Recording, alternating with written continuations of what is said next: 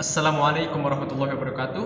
Nama saya Adam Dorman. Saya berasal dari kelas 10 IPA 2 dan pada kesempatan hari ini saya akan membuat tugas video PJOK yakni mengenai pergaulan.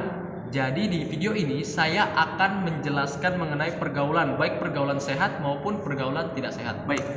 Sebelum kita masuk ke pembahasan mengenai pergaulan sehat dan tidak sehat, mari kita telaah lebih dulu. Mari kita ketahui lebih dulu apa itu pergaulan. Pergaulan sendiri merupakan salah satu bentuk konsep dinamika sosial ya, bagian dari dinamika sosial yang dimana kita berinteraksi, bersosialisasi dan berkomunikasi dengan orang atau individu lain. Kita berkorelasi, membentuk suatu hubungan atau relasi persahabatan, pertemanan dengan orang lain ya. Itu yang dimaksud dengan pergaulan. Berasal secara etimologisnya juga secara dari bahasa atau linguistik sendiri, pergaulan asal katanya adalah gaul yang artinya bersahabat ya.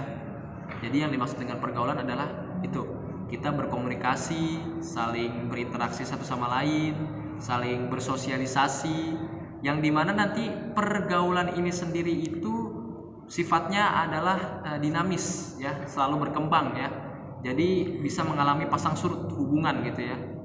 Bisa dibilang seperti itu untuk pergaulan sendiri. Pengertian dari pergaulan, kata kuncinya ialah komunikasi, interaksi, dan sosialisasi serta individu dan kelompok. Itu adalah poin-poin utama dari pergaulan. Masuk ke pembahasan 2 yakni mengenai pergaulan sehat ya. Pergaulan sehat sendiri ini merupakan bentuk pergaulan yang dimana di dalamnya ini interaksi, komunikasi, dan sosialisasi yang terjadi semuanya secara positif ya. Semua aspeknya itu positif. Ada di situ kita bisa meningkatkan diri kita, meningkatkan potensi diri kita, atau membawa kita ke arah yang lebih baik ya di dalam arus sosial yang mungkin saja ya arus sosial itu dapat menyimpangkan diri kita. Jadi pergaulan sehat ini sendiri adalah bentuk positif dari pergaulan. Indikasinya adalah di situ ada poin-poin religi, semisal kita mengikuti kegiatan remaja masjid, itu merupakan pergaulan sehat. Satu ya indikasinya. Banyak poin-poin religi. Lalu ada pengembangan diri. Ya, di dalam pergaulan sehat pasti ada pengembangan diri, upgradasi diri. Kita dari yang tadinya buruk ya atau mungkin baik menjadi lebih baik. Yang buruk menjadi baik, yang baik jadi lebih baik. Ada peningkatan diri ya.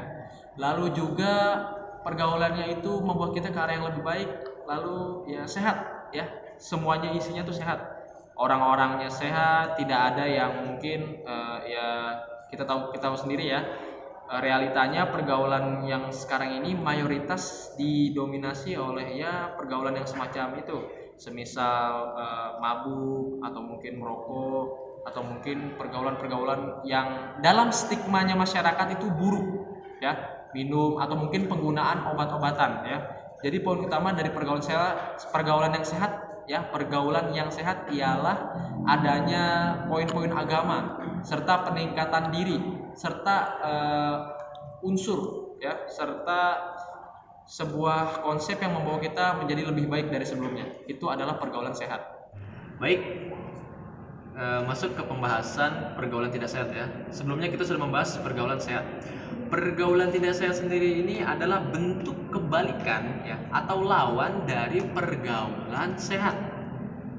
Di sini poinnya ialah pergaulan ini itu membawa kita menuju sebuah devolusi, kemunduran ya. Jadi kita di sini itu diantarkan kepada suatu hal yang membodohi, yang merusak diri kita ya, destruktif sifatnya dari pergaulan tidak sehat ini. Jadi disebut pergaulan tidak sehat karena dia itu dinamika dari pergaulannya itu tidak sehat ya. Apa nih poin atau parameter yang menjadikan sebuah pergaulan itu sehat? Yang tadi saya bilang ada peningkatan. Jadi karena ini adalah lawan dari pergaulan sehat, maka dinamikanya itu bersifat devolusif, artinya membawa kita kemunduran ya. Jadi kita ini itu dirusak. Jadi sifat dari pergaulan ini adalah destruktif dan devolusif. Itu poinnya ya. Contohnya apa? Example dari pergaulan tidak sehat. Pergaulannya merokok, lalu melakukan seks bebas, bentuk-bentuknya lalu ada juga meminum alkohol, penggunaan obat-obatan atau narkotika ya, dan lain sebagainya. Itu adalah bentuk dari pergaulan tidak sehat.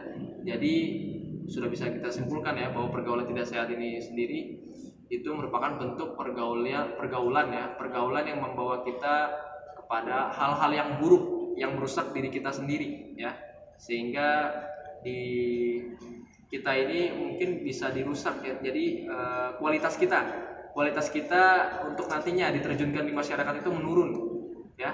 Kita mungkin tidak bisa berkontribusi karena kita masuk ke dalam pergaulan tidak sehat ya. Ya, baik. Sekarang masuk ke bentuk faktor ya. Saya akan menjelaskan faktor yang menyebabkan pergaulan itu bisa dibilang sehat dan tidak sehat, serta bentuk prevensinya ya. Bentuk prevensinya. Baik. Untuk faktor sendiri itu banyak faktor yang menyebabkan pergaulan dibilang sehat. Kalau pergaulan dibilang sehat, maka faktor-faktornya ialah individunya. Jadi secara internal individunya itu bagaimana? Individu dalam pergaulan orang yang sehat adalah orang-orang yang memiliki intelektual yang baik ya, serta akhlak terlebih dahulu. Akhlaknya yang baik, baru intelektual ya, didampingi dengan intelektual yang baik. Itu faktor pertama. Lalu faktor kedua pergaulan sehat itu orang-orangnya konstruktif ya. Sifat dari pergaulannya itu konstruktif, artinya saling mendukung dan saling membangun satu sama lainnya ya. Yang ketiga juga sifat dari pergaulan sehat sendiri itu mendatangkan sebuah revolusi. Revolusinya itu adalah revolusi akhlak dari masing-masing individu. Maka orang-orang dalam pergaulan sehat akan menyesuaikan ya. Pergaulan sehat itu jadi karena mereka masuk ke dalam pergaulan sehat, maka mereka mau tidak mau akan beradaptasi dengan pergaulan itu sendiri. Maka akan membawa dia ke arah yang lebih baik ya. Itu dari pergaulan sehat. Kalau bentuk faktor-faktor pergaulan tidak sehat itu juga sama sebenarnya. Dari orangnya sendiri, subjektivitas. Kita berbicara tentang subjektivitas. Pergaulan sehat juga dipengaruhi oleh subjektivitas ya. Pilihan dari orang ini ingin memilih ke arah yang mana ya, apakah dia ingin ke arah yang baik atau ke arah yang buruk ya. Karena di sini kita sudah mempunyai parameter dalam menentukan pergaulan itu sehat atau tidak sehat.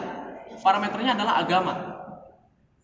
Maka nilai-nilai sosial, nilai-nilai keluhuran di Nusantara, di Indonesia itu diambil dari agama Islam ya. Agama Islam berpacu kepada Al-Quran dan Sunnah Rasulullah SAW serta hadis-hadis ya, dari perkataan Rasulullah dan juga ada dari wahyullah Al-Quran Al-Karim. Pergaulan tidak sehat tadi ya masuk ya, subjektivitas dan juga lingkungan ya. Dari eksternal sendiri itu adalah lingkungan.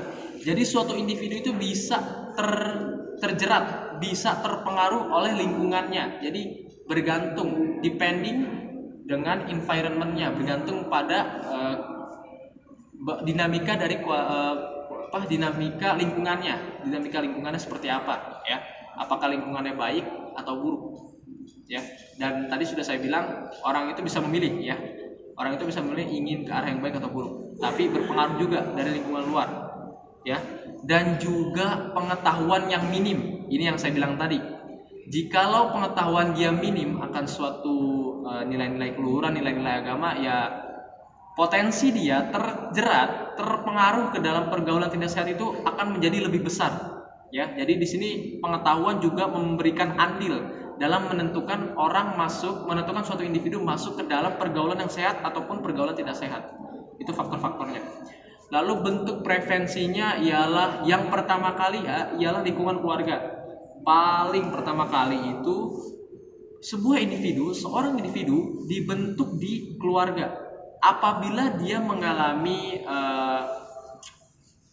masa kecil yang baik ya gitu ya, lalu juga dididik masuk dalam didikan yang baik, dibimbing oleh orang tua yang agamis ya, maka insya Allah pastinya anak tersebut akan cenderung ke arah pergaulan yang baik. Pasti dia akan mengikuti majelis, mungkin akan mengikuti kegiatan-kegiatan agama lainnya gitu ya, mengikuti remaja masjid. Pasti itu potensinya akan lebih besar. Tapi juga tadi saya bicara ini tentang relativitas ya.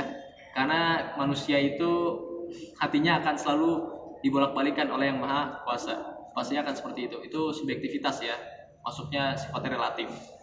Tapi cenderung ya, kalau keluarganya baik maka anaknya pun akan baik. Itu kecenderungan, sebuah tendensi bahasanya ya. Lalu juga lingkungan sekolah. Kita masuk ke ranah bimbingan selanjutnya setelah keluarga, sekolah.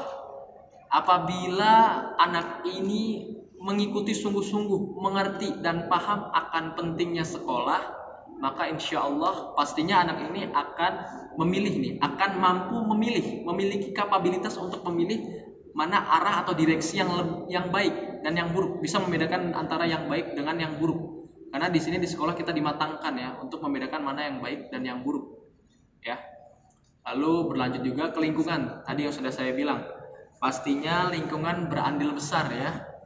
Jadi sebisa mungkin seorang individu itu diharapkan setelah sekolah itu terjun ke lingkungan masyarakat ya, ke dinamika sosial yang lebih besar dengan skala yang lebih masif.